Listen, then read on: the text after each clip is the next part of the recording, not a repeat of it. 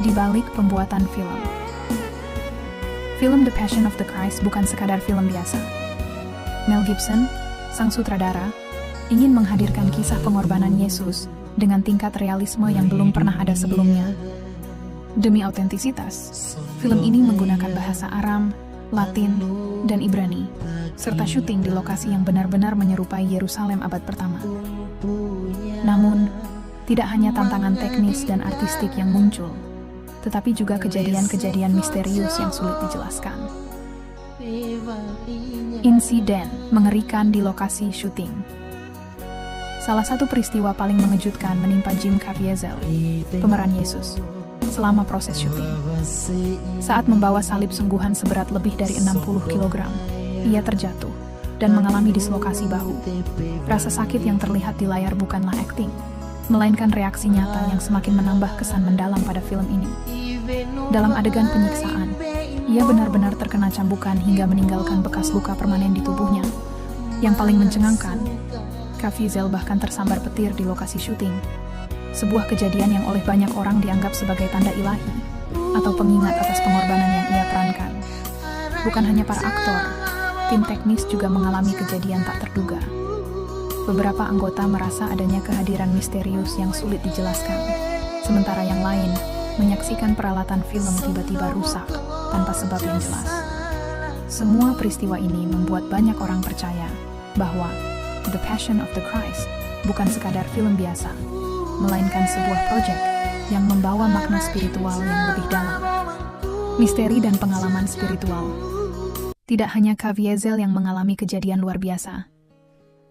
Maya Morgenstern, pemeran Maria, mengaku merasakan kesedihan yang begitu mendalam saat memerankan adegan di mana ia memangku tubuh Yesus. Rasa sakit emosionalnya begitu nyata, hingga ia butuh waktu lama untuk pulih setelah adegan tersebut. Bahkan para kru dan pemain lainnya merasakan pengalaman spiritual yang mendalam. Beberapa aktor mengalami mimpi-mimpi tentang kehidupan Yesus yang tidak ada dalam naskah film. Seorang aktris yang memerankan istri Pilatus, Claudia Gerini, mengaku sering mendapatkan penglihatan tentang kehidupan Yesus yang mengubah cara pandangnya tentang iman. Perjuangan Mel Gibson dan dampak film. Mel Gibson menghadapi banyak tantangan dalam mewujudkan film ini. Studio besar menolak proyek ini, sehingga ia harus membiayai film ini sendiri dengan dana pribadi sebesar $30 juta. Namun, keyakinannya tidak tergoyahkan. Hasilnya, film ini sukses besar, meraup lebih dari $600 juta di seluruh dunia. Namun, tidak semua orang menyambut film ini dengan tangan terbuka. Ada kontroversi mengenai tingkat kekerasannya dan klaim bahwa film ini mengandung unsur antisemitisme. Meski begitu, banyak orang yang menganggap The Passion of the Christ sebagai film yang menginspirasi dan membawa perubahan spiritual dalam hidup mereka. Fenomena setelah film rilis. Film ini tidak hanya sukses secara komersial, tetapi juga mengubah cara orang melihat film bertema keagamaan. Banyak produksi film religius lainnya yang terinspirasi oleh keberanian The Passion of the Christ dalam menggambarkan pengorbanan Yesus secara mendalam dan autentik. Mel Gibson bahkan telah mengumumkan rencananya untuk membuat sequel berjudul The Resurrection of Christ yang akan mengeksplorasi kebangkitan Yesus dengan pendekatan yang sama kuatnya. Perjalanan film The Passion of the Christ tidak berhenti setelah perilisannya. Dampaknya terus bergema, tidak hanya dalam dunia sinema, tetapi juga secara budaya dan spiritual. Sejak awal, proyek ini dibangun dengan dedikasi tinggi terhadap keakuratan sejarah dan budaya. Mel Gibson menekankan bahwa setiap detail harus merefleksikan kondisi abad pertama secara autentik. Untuk mewujudkan visinya, tim produksi bekerja sama dengan para ahli sejarah dan teologi, meneliti teks kuno, mosaik, serta manuskrip guna membangun latar yang sesuai dengan tradisi dan adat istiadat masa itu. Salah satu aspek unik dari film ini adalah penggunaan bahasa kuno seperti Aram, Latin, dan Ibrani.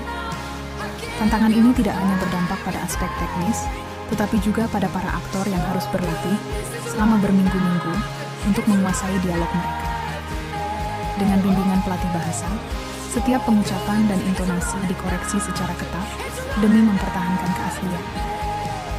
Meskipun proses ini memperumit produksi, Gibson bersikeras bahwa penggunaan bahasa asli akan memperkuat koneksi emosional dan historis dalam film.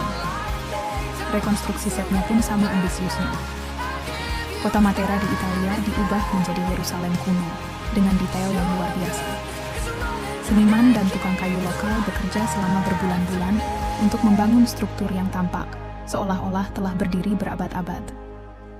Desainer kostum pun menciptakan pakaian berdasarkan penggambaran arkeologis, menghasilkan lingkungan yang begitu autentik, hingga banyak aktor merasa seperti benar-benar kembali ke masa lalu saat syuting berlangsung. Proses penulisan naskah mengalami banyak revisi. Awalnya, Gibson mempertimbangkan untuk memasukkan elemen-elemen yang tidak memiliki dasar kuat, tetapi para penasihat teologis menyarankan agar film tetap berpegang pada teks kanonik untuk menghindari kesalahpahaman.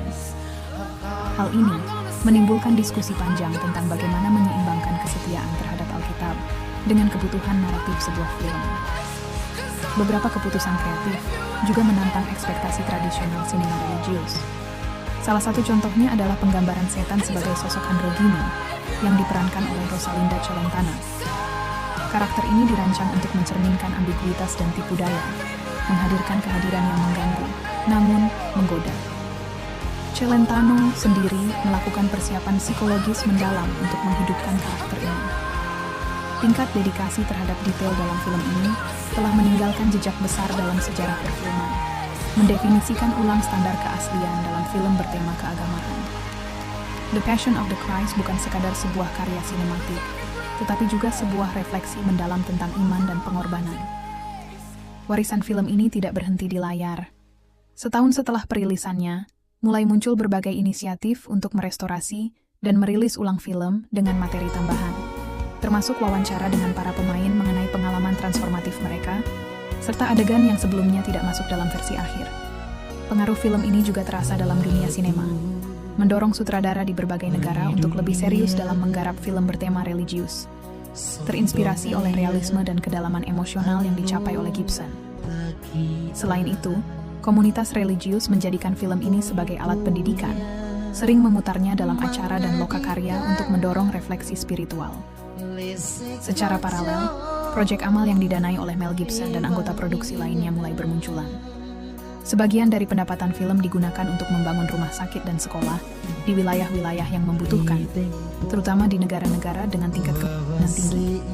Inisiatif ini dipandang sebagai perpanjangan dari pesan belas kasih dan pengorbanan yang ingin disampaikan film. Dengan segala pencapaiannya, The Passion of the Christ tetap menjadi tonggak dalam sejarah film religius, meninggalkan warisan yang melampaui sinema, dan terus menginspirasi banyak orang di seluruh dunia. Refleksi. Apakah kejadian-kejadian yang terjadi selama proses syuting hanya kebetulan? Ataukah ada pesan spiritual yang lebih besar di balik semua ini? Tidak bisa dipungkiri bahwa film ini telah menyentuh hati banyak orang dan membawa mereka lebih dekat dengan kisah pengorbanan Yesus. Bagaimana menurut kalian? Apakah semua kejadian ini hanyalah kebetulan? Ataukah ada sesuatu yang lebih dalam yang sedang terjadi?